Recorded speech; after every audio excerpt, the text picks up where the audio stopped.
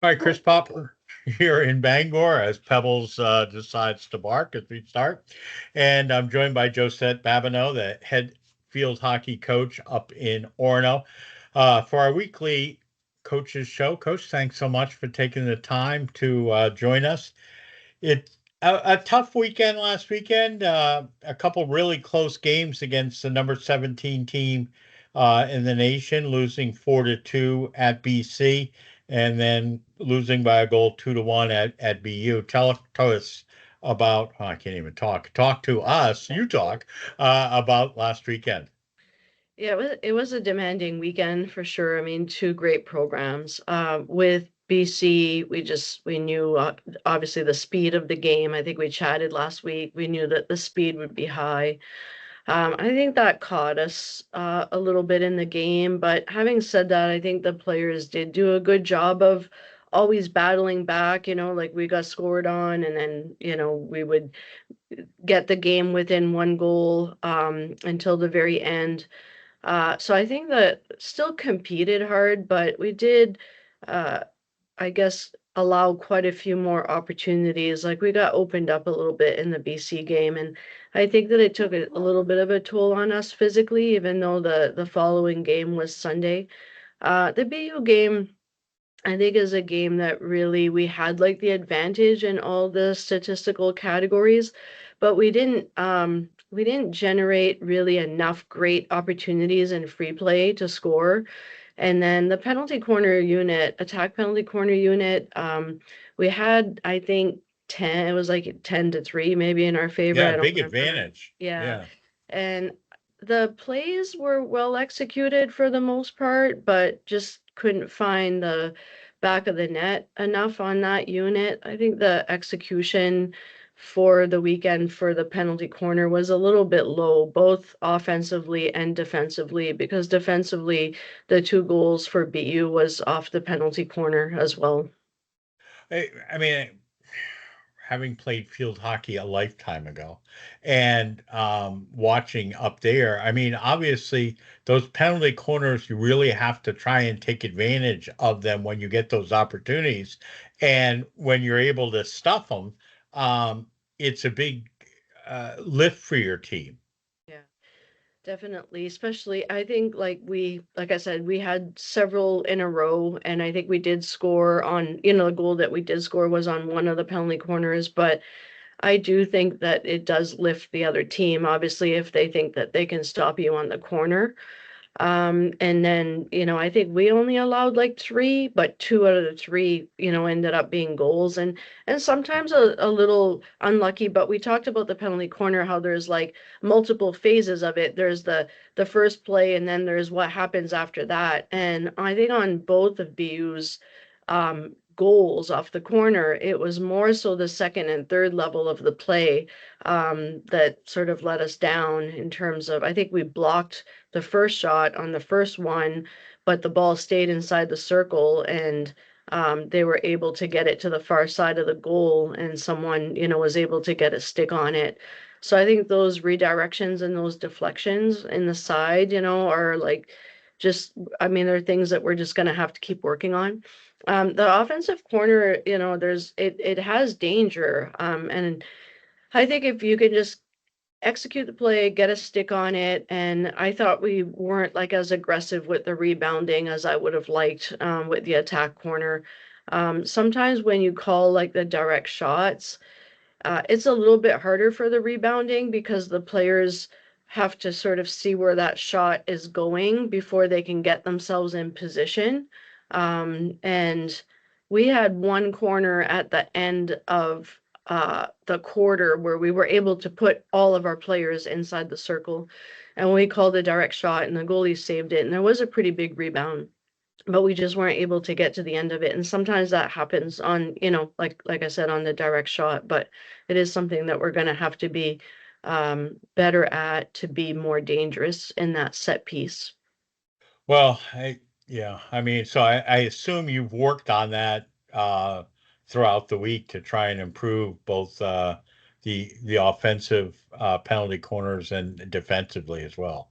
Yeah, I think that today and tomorrow we'll be doing some work, and then the games this weekend should put us in a hopeful situation of having more attack penalty corners so that we can keep, working on the execution of that unit because we do work on it in practice, but it is a little bit difficult to replicate, what the other team's defenses look like. Right. So this weekend you have games on Saturday and Sunday. It's a little you don't have that rest day in between. So that's going to obviously um test your conditioning and stamina. Yeah. I think like from the fitness standpoint, that's something that has been like a strength of ours during the season. But we haven't been rotating as many players as, I would have liked up to this point. So hopefully this weekend will give us a chance to do that because I just don't think we can sustain this level without having more depth to our players in the game. So hopefully we can get that done, and that's sort of what we've been working on this week. The weather has just been amazing, hasn't it? I mean, it's probably too Too good too good. for field hockey games. Too good in Boston for sure. It was hot that weekend. Yeah. And I mean, this weekend, I think when if I looked at it, it might be in the low 70s, high 60s. So it's at least getting a little bit better to run for 60 minutes. Right. Yeah, I think it's supposed to be a little bit cooler this weekend, but yeah, I think the heat definitely had a factor in the games with with the two games being so demanding last weekend. So you've got a game Saturday against Merrimack at 1 o'clock, and then turn right around and on Sunday play against Stonehill. Saturday is Alumni Day. That's kind of fun to be able to see all the former players, and then Sunday is International Day, and obviously you have so many players from out of the country, and then a chance for everybody to get post game autographs. Yeah, on Saturday with the alumni game, I think we have a pretty good group who have like pre-registered. So just to have them be at the field together and have them be recognized at halftime, and then hopefully be able to spend some time with that group after the game. So always just appreciate having our former players back and being able to visit with them and having their support. Obviously, during the season is meaningful to the current players on the Right. team. And then yeah, International Day I think is gonna it's a large part of our roster, so I guess it's an opportunity I think for them to show their pride of the country that they're from. And obviously it takes a lot of courage for those players to make a decision to leave Oh their yeah. countries for school and their families and to be here with us. But Maine is always like such a friendly, welcoming place, and there's so many people in our community that help make their experience positive in our program. But yeah, I think that they're very grateful for their experience here. Will they be coming out with with their nation's flag, or do you know what's I happening? think That's that they're, probably all yeah, marketing department, but right. I don't know the exact details, but I'm assuming there'll be flags somewhere. right, right, to be able to recognize that. Right. If not, what? Hello, marketing department, get those flags going, right? Um, the alumni day, do the former players, do they stay on the sidelines, or do you bring them on your side near the bench, or where do they stand? They'll be in the stands, but we're gonna bring them out at halftime and just Yeah. introduce them with their class year that they graduated, and just think it's a good way for them to be recognized again when they're back in town.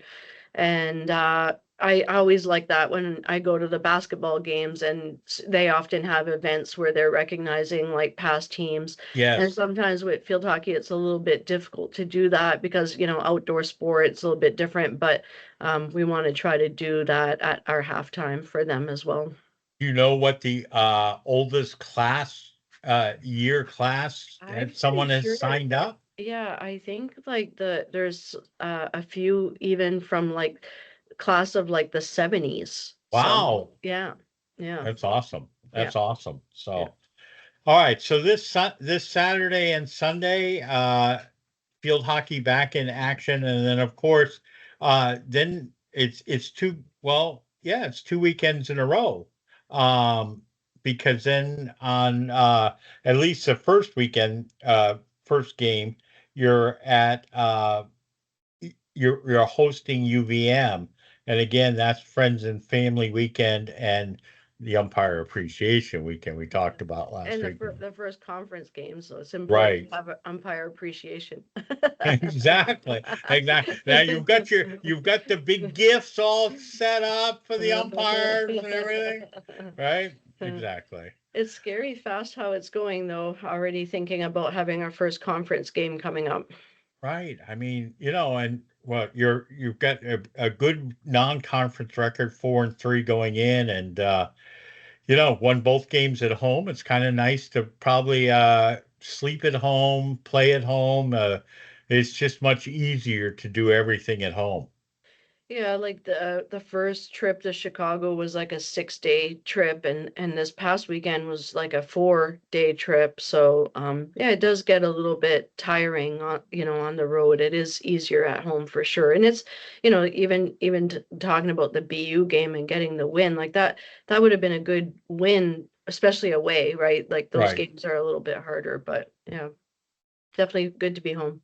Yes, I don't doubt it. All right, Coach. I will see you up there this weekend. Best of luck again, Maine. Home this weekend against Merrimack Saturday at 1, and then Stonehill Sunday at 1. Free admission, so make sure you come out and support the Black Bears. Coach, thanks so much again for taking the time, and we'll talk to you next week. Yeah, thank you so much.